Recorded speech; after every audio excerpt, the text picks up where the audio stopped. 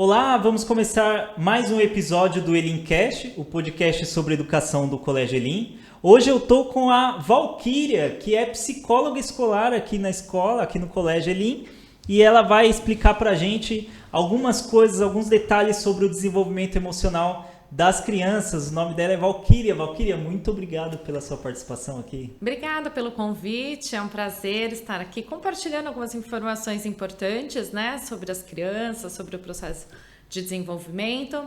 Eu já estou há bastante tempo na área, de formada 19 anos, né, vou fazer esse ano. Já nesse processo como psicóloga clínica, já estou há bastante tempo, já tive experiências também em outras organizações, né, desenvolvendo um trabalho escolar, né, fazendo acompanhamento de famílias também. Tenho experiência com um método que é um método israelense que desenvolve o potencial intelectual da criança, né, estive com um projeto durante, acho que por volta de uns 14 anos num outro colégio. Uau.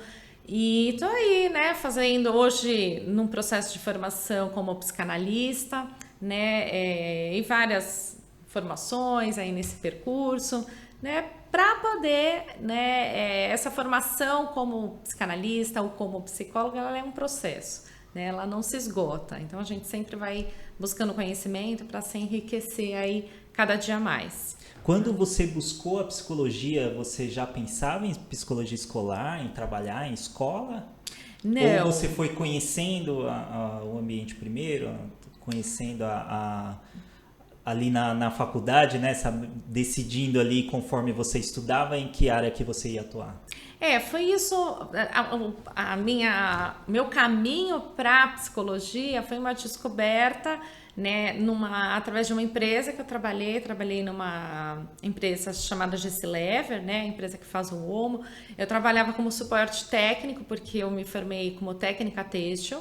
Então, né, fui lá, né, eu tinha por volta de 18 anos. E aí, nesse processo, eu comecei a trabalhar com atendimento ao consumidor, no sentido de dar notícias ruins, mas de uma forma muito branda, dócil, né, gentil. Então, atendia consumidoras que usavam o sabão em pó e aí manchavam, né, as suas roupas e ligavam bastante incomodadas, estressadas, enfim. E a gente tinha que dar notícia que o produto não foi usado de forma adequada, que tinha que diluir, enfim. E aí eu tinha todo um manejo, uma sensibilidade, e aí todo mundo, nossa, você devia fazer psicologia, e me foram me colocando nessa função, né, de dar essas notícias ruins, né, difíceis às vezes, né, porque... Tocou na ferida ali, né? Aquelas você situações, não utilizou o produto direito. certo, como falar isso, né, de uma forma, né, não tão agressiva. E aí eu falei, quer saber? Eu não sabia muito o que fazer, fui fazer psicologia. E aí fui me identificando muito com o curso, bastante. Aí tive a experiência de trabalhar na área escolar, já em estágio, na área clínica. Então você passa por todas as áreas do conhecimento. E aí foi que depois eu procurei já um estágio no Grupo Pão de Açúcar, que era uma ONG, né? E aí foi que eu fazia a gestão de uma unidade de uma média de 200 alunos. Então eu acompanhava passeios, eu acompanhava, né, os projetos que o Senac era contratado para dar esses cursos, então eu fazia acompanhamento desses professores, né, e fazia toda essa gestão. E aí fiquei por um tempo, e aí depois comecei a clinicar, e aí nunca mais parei, né? Tô até hoje na clínica com criança, adolescente e adulto, né? Sigo aí nesse caminho, e é um pouco disso, um resumo aí dessa trajetória. Muito legal. Quando você trabalha em clínicas, está trabalhando com adultos, ele já tem ali uma personalidade formada, né? Já é maduro ali, tem problemas da vida real, digamos assim, né? Uhum. Agora, a criança, ela tem um processo de amadurecimento, né? Quando Sim. você volta o seu trabalho para a criança, você está começando certo, poderia falar assim, né? Começando certo, antes de a criança se desenvolver completamente, você já vai trabalhando ali alguns aspectos da vida dela, né? Sim, exatamente, né? Quando a gente pensa no desenvolvimento, quando você... A clínica mostra muito isso, porque quando eu estou lá com o adulto, na verdade, eu estou vendo aspectos do infantil dele que ficaram deficientes, que não foram trabalhados, né? Então, só que isso já numa outra complexidade. E quando você tem uma criança no processo de desenvolvimento, você tem como ajustar o andar daquele curso. Né? Tem como você intervir de uma forma que o resultado acaba sendo muito mais rápido. Né? Por quê? Porque está desabrochando, está se constituindo, é como um computador que não tem nada no seu registro. E você está começando a colocar uma série de informações porque ela está aberta para isso, né? Está explorando o mundo, não sabe muito bem o que está fazendo aqui. Né? Então, na verdade, é uma fase que todo cuidado é essencial porque pode possibilitar uma formação melhor de um sujeito na vida adulta, né? Como que funciona o processo de amadurecimento da criança, se é que a gente pode chamar assim, o processo de amadurecimento emocional da criança? Como que funciona? Como que é essa formação na cabeça da criança? Tá. Eu vou falar aqui um pouco segundo a psicanálise, né, pela minha formação, né? Então, a criança, ela se dá por fases de desenvolvimento, né? Então, se a gente pensar, quando o bebezinho nasce, ele explora o mundo através dos sentidos, né? Principalmente pela boca. Então, toda a descoberta, ela está voltada aí nessa parte da organização, né? Então, via oral. E é a partir daí que ela vai ter as primeiras experiências, as sensações, e aí é o campo de exploração, né? Então, a mãe vai estabelecendo um contato, ou o cuidador, então a criança vai tendo as sensações, vai sendo tocada. Então, tudo isso são marcas extremamente importantes nesse processo inicial que vai até por volta de os 2 anos, né? Que aí depois começa a fase do controle dos esfíncteres, né? Então a criança tem muita energia voltada para essa fase para ela conseguir ter um controle sobre o seu corpo. Então primeiro ela explora tudo, né, através dos sentidos, depois ela vai começando a ter uma percepção de si mesma e vai controlando, aprendendo a ter o controle do corpo. Depois ela começa com a fase dos genitais, onde ela vai conhecendo as diferenças do menino e da menina, e aí vai se apropriando mais do seu corpo. Já na fase da latência, é a fase onde a criança ela já explorou bastante o corpo, ela já teve bastante experiências e ela vai começando a se deslocar um pouco da família, e aí ela vai se voltando para a escola, né, para a aprendizagem, para as novas descobertas que estão fora do mundo, né? E depois lá na adolescência, que são as fases, né, é a fase do genital, onde ela começa a desenvolver a sexualidade, enfim, né, então, e amplia as capacidades intelectuais dela também. Então eu tô falando um pouco mais do desenvolvimento emocional, né, que segue mais ou menos essas etapas, as idades não são fixas, né, mas tem a parte biológica acontecendo, a parte, né, do desenvolvimento cognitivo, que tudo vai acontecendo simultaneamente, né, nesse processo. A gente vê cada vez as crianças entrando mais cedo na escola, né? Eu lembro que eu comecei a estudar, eu tinha já 5 anos, né? Fui para a pré-escola, depois já fui para o primeiro ano. Aqui no Colégio Elim, a gente tem crianças no maternal 1 a partir de 2 anos. Mas a gente tinha o berçário. O berçário era com 1 ano de idade, né? E você está falando de desenvolvimento da criança, assim, muito dos pais passam pouco tempo com a criança em casa, Sim, né? Sim, é uma realidade hoje, né? E aí ela acaba se desenvolvendo na escola, né? Como que funciona isso? Seria a escola consegue acompanhar esse desenvolvimento biológico que você falou? Existe uma parte que é só a família, outra parte que é só a escola? Se a gente pensar que a vida de todos, né, mudaram, né, a função da família, que antes, é o que você disse, na sua experiência você ficava muito mais tempo aos cuidados, né, da família. Hoje já não é uma realidade. Hoje as crianças vão para o berçário por volta de 3, às vezes 4, que é esperado, mas às vezes tem crianças que vão até antes. E aí a gente pensa na questão da escola, que a função da escola também mudou. Então hoje ela começou a abarcar outras atividades que antes ela não tinha, né? Então hoje a gente vê escola se adaptando a essa realidade, né? De ter que assumir o que antes ela não assumia, né? Então hoje você vê escolas oferecendo curso integral, né? Então ampliou o almoço, né? O café. Antes a criança só ia para períodos, né, meio período, fazia a parte escolar e ia para casa. Hoje já não mais.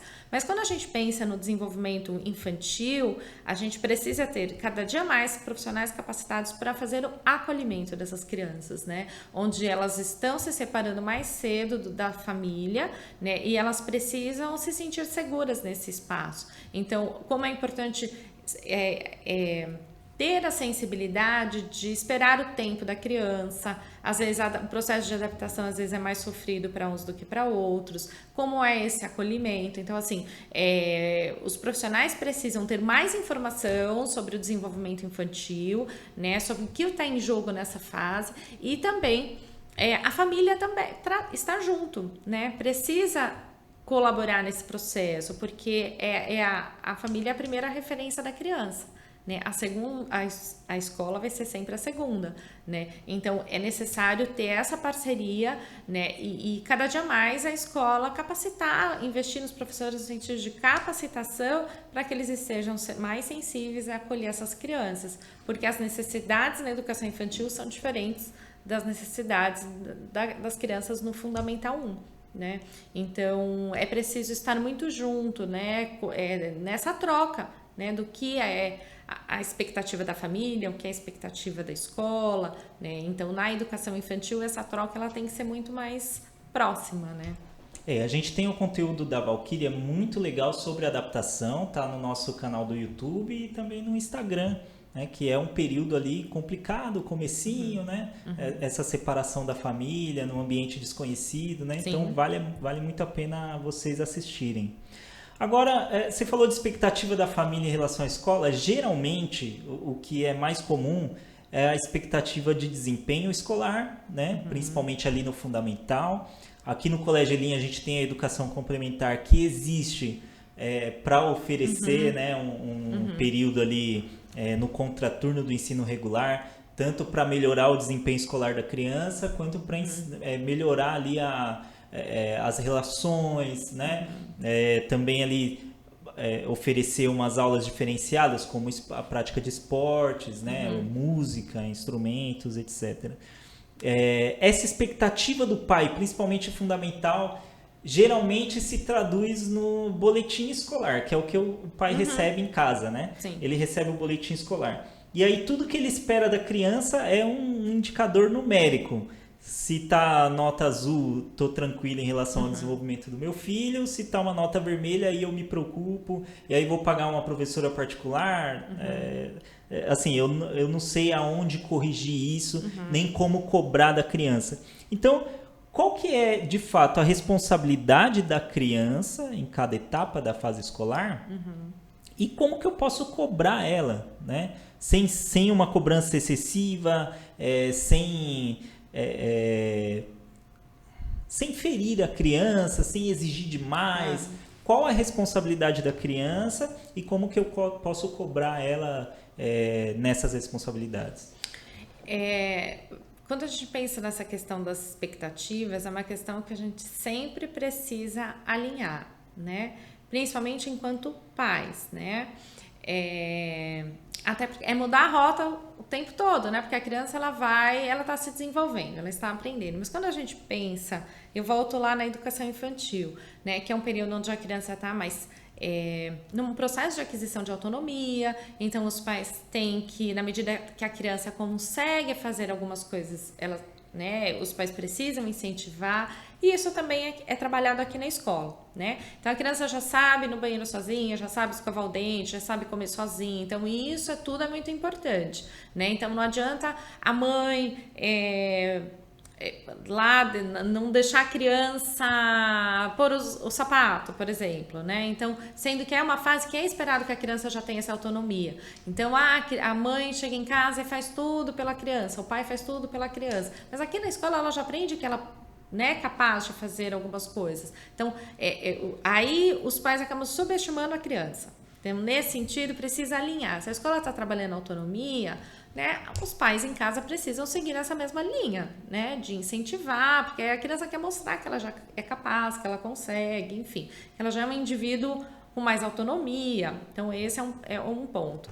Se a gente pensar nessa questão já da educação do fundamental, né, que existe essa cobrança, que a criança já tem um desempenho, né, absorva o conteúdo, mas o professor em sala de aula, normalmente ele vê o desenvolvimento geral da criança, né, então se ela está participando das atividades, se ela faz os trabalhos, se ela faz a tarefa de casa, tudo isso são sinalizadores importantes, né, a nota, ela é uma consequência, sim, é uma referência importante, mas não é a única. A criança pode naquele dia não estar bem, ela pode naquele dia não ter estudado tanto, ela pode ficar mais tensa porque ela tem que provar através daquela nota que ela teve um bom desempenho.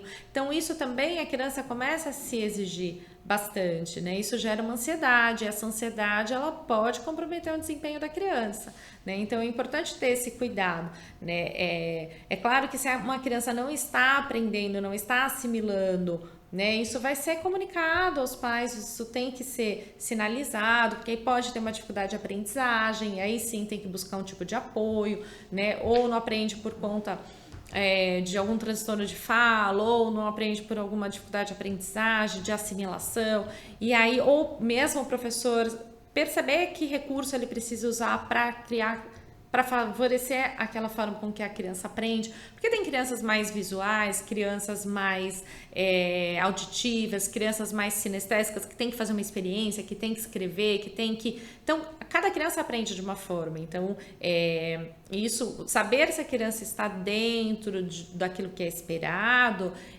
ajuda tanto a escola a buscar recursos para incentivar ainda mais, estimular ainda mais, como a família também, se a criança precisa de um apoio diferenciado, né? Mas a nota, ela nunca pode ser um único fator para os pais se angustiarem tanto, né? No sentido de, é isso que faz que o meu filho vai ter um bom desempenho no futuro. Não necessariamente, né? Então é preciso desconstruir um pouco isso, porque a gente vive numa era que é tudo medido, né? Frente a um resultado, né? Só que a gente tem que pensar que as crianças estão se desenvolvendo, né? Então, existem vários recursos que a gente pode considerar para avaliar se a criança no seu amplo, né? No seu todo está se desenvolvendo de forma adequada. Você falou das crianças que acabam se cobrando demais, aí gera ansiedade, né? Outras têm a necessidade de algum acompanhamento por ter dificuldade de aprendizagem mesmo, né? Como que a gente pode identificar isso? Porque às vezes o professor, na escola particular mesmo, a gente tem 25 alunos por turma aqui no Colégio Elim.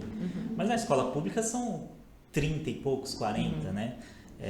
De idades misturadas ainda, como é a realidade de algumas escolas, né? Que tem 4 e 5 anos misturado ali na mesma sala de aula. Sim. Então a realidade é muito difícil para o professor conseguir identificar, né, algumas coisas. Para o pai é mais fácil, porque ele convive com a criança, né? Tá todo dia ali só com aquela criança. Como que o pai pode identificar, se é o pai que identifica, quando uma criança precisa de uma ajuda profissional? Seja pontual, como no caso de uma dificuldade de aprendizagem, ou de repente se ela tem, né, a ansiedade está no topo ali, ela precisa de algum acompanhamento regular. Como e quem pode identificar isso? Sempre a escola ela é um lugar muito importante no sentido de ajudar a identificar algum tipo de sofrimento que a criança esteja tendo. Por quê? Porque o professor, ele, por mais que ele possa ter turmas grandes, ele tem um olhar mais fácil, né? Ele sabe aquilo que está dentro e o que não está, do que é esperado para determinada fase, né? Para determinada faixa etária. Então, ele consegue ter mais o feeling. O pai, às vezes, só tem contato com o seu próprio filho. Então, ao mesmo tempo, tem um lado que ele pode, facilita nessa percepção, mas tem a questão dele não ter referência. Às vezes é um pai que é de uma outra área, que não é da área da educação, da área da saúde, então ele não tem referência. E hoje em dia, a gente tem famílias com menos filhos e famílias com pouco mais adultos, né? Então, às vezes não tem irmão, aí que não tem sobrinho, não tem primo, né? Então, as famílias hoje, elas têm menos crianças, isso é, né, uma realidade. Então, às vezes perde aquela comparação que é ruim, mas tem algo, em algum momento pode ser positivo, vira um parâmetro, né? Porque é um parâmetro. Peraí, né? A criança andou com 3 anos e andou com... Não, esperado com 1 ano. Então, quando o pai não tem essa vivência com outras crianças, ou mesmo com casais de amigos que tenham filhos, vai se perdendo essa referência. Então, a escola acaba sendo o único lugar que pode ajudar aquele pai, aquela família, a mostrar que algo não está acontecendo, algo está fora do curso do desenvolvimento daquela criança, né? Então, e um sofrimento na infância, ele pode aparecer como hoje depressão, sintomas de ansiedade, crianças que não conseguem dormir sozinha. Então, assim, quando a criança, ela normalmente dá sinais, né? Ela dá sinais através de um comportamento, ou de uma agressividade, ou quando ela fica muito triste, ou perde o interesse em aprender, em ir para a escola,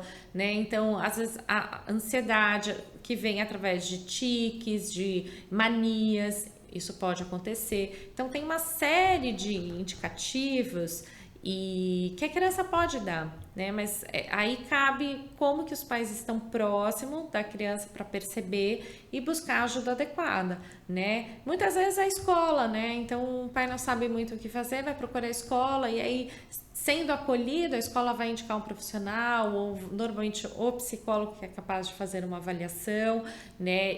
Ou um pediatra também que vai ajudar, olha, tá dentro do normal, não está, né? Então, normalmente esse é o caminho mais adequado, né? E aí sim, a partir daí de uma avaliação, precisa de uma intervenção de uma fono, de uma psicopedagoga, né? Ou de uma avaliação mais específica de um neuro, mas sempre a escola pode ser um caminho muito importante para ajudar nesse processo de encaminhamento para profissionais especialistas. É a parceria fundamental, sim, né? Escola-família é fundamental. É fundamental. Agora, só para a gente encerrar, tá muito bom aqui, vai surgindo várias perguntas, né? Mas a gente tem tempo. Como que a escola pode ajudar, além de desenvolver as questões, né, de formação, linguagem, matemática, né, física, química, são tantos conteúdos, né, que a escola precisa passar. Além disso, como é que a escola pode trabalhar e ajudar a criança a desenvolver a inteligência emocional, para que ela consiga ter um bom desempenho, mas também não se cobre tanto, que ela consiga atingir ali as expectativas, né, alinhadas entre escola e família, de maneira saudável, né? Essa é uma questão muito interessante, né? Porque quando a gente fala, hoje a gente pode, em pleno século XXI, falar sobre desenvolvimento emocional, né? Sobre competências emocionais. Há tempos atrás, isso não se tinha esse espaço, né? Para se falar, entender a criança nas necessidades específicas dela. Isso é uma questão de construção. Hoje a gente vê, né, que a criança antes era vista como um adulto em miniatura, né? Hoje a gente vê, o adulto tem necessidades, a criança tem outras, é uma outra fase do desenvolvimento. A gente já evoluiu muito na questão do conhecimento da neurociência, né, da psicologia do desenvolvimento. Então, hoje falar sobre desenvolvimento emocional é fundamental, né? Porque é a partir daí que a gente forma cidadãos mais completos, mais saudáveis, né? Que consigam lidar com as suas emoções, né? Então, quando a escola é um espaço maravilhoso, né? De possibilidades para que a criança consiga exteriorizar o que ela sente, né? Então, se a escola já entende a importância de ter trabalhar o aspecto emocional da criança, que essas competências emocionais já são agora desenvolvidas, né? E que elas só vão se aprimorando na vida adulta. E cria esse ambiente, busca, porque hoje tem inúmeros recursos, né? Que pode ajudar o professor a lidar né, a trabalhar as emoções das crianças. Então você tem materiais lúdicos, você tem livros, né? A literatura infantil ajuda muito a trabalhar as emoções das crianças. Então, como eu vou abordar a raiva? Mas a criança sente raiva, a raiva é ruim. Não, a raiva é algo que nos compõe, né? Que a gente precisa sentir, precisa aprender a lidar com ela, né? Mas a criança bate no amigo, ok, vamos entender, vamos mediar esse conflito. Ela se sentiu acuada, então ela se defendeu sendo agressiva, né? Então é só uma resposta da criança. Então quando ela responde, olha, mas esse caminho não é um caminho bacana, batendo, você pode conversar, você pode expor o que você estava sentindo. Então, hoje, a escola criar esse espaço e formar os professores, né, e buscar recursos para que eles se sintam mais fortalecidos para fazer essa abordagem emocional com as crianças, isso é fundamental, né?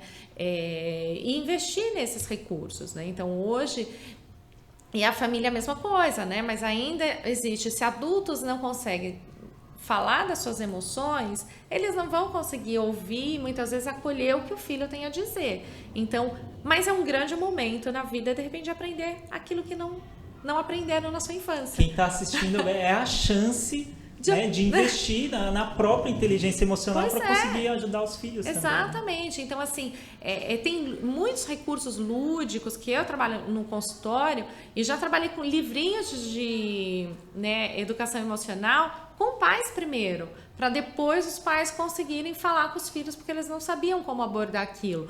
Então, a escola hoje tem muito mais recursos, né? Então, os professores hoje eu vejo muito mais seguros para fazer essa abordagem,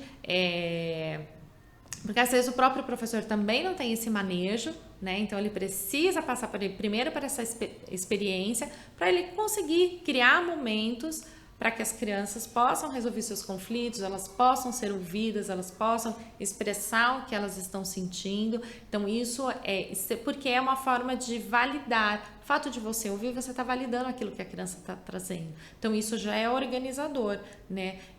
Então hoje assim, é muito importante a gente criar esses espaços muito abertos, né, na escola, né? E também formando os professores para ter essa competência de lidar com o seu emocional, com as suas, né, ter essas habilidades, né, emocionais para conseguir favorecer isso no processo do desenvolvimento das crianças. O exemplo que você trouxe é excelente, de um amiguinho que é comum, bateu, né? Acontece sempre. Toda hora, né? Em todo momento. Olha como é interessante, né? Os pais, eles são parte desse momento, porque o meu filho foi agredido na escola, eu vou ficar hiper preocupado, né? Sim. O meu filho é o agressor, no caso, eu vou ficar hiper pilhado. Então, os pais precisam lidar com isso, aprender a lidar com isso, né? Exatamente. E ensinar as crianças a lidar com isso. Eu vejo, assim, quando eu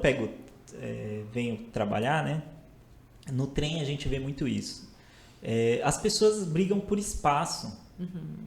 E se estressam assim num nível absurdo porque alguém tomou meu espaço. Eu vejo muito, toda vez que eu vejo uma situação dessa, eu lembro da escola, falo, nossa, parece uma situação infantil, mas realmente foi o que você falou, né? Antes não tinha espaço para trabalhar isso, né? Na escola não se trabalhava inteligência emocional e tudo isso vai virando deficiência. Sim. Que na vida adulta vai se tornando problemas mais graves, né? Sim, a gente percebe pelas dificuldades de relacionamento de adultos, né? E às vezes, como adulto, o pai não teve essa aprendizagem.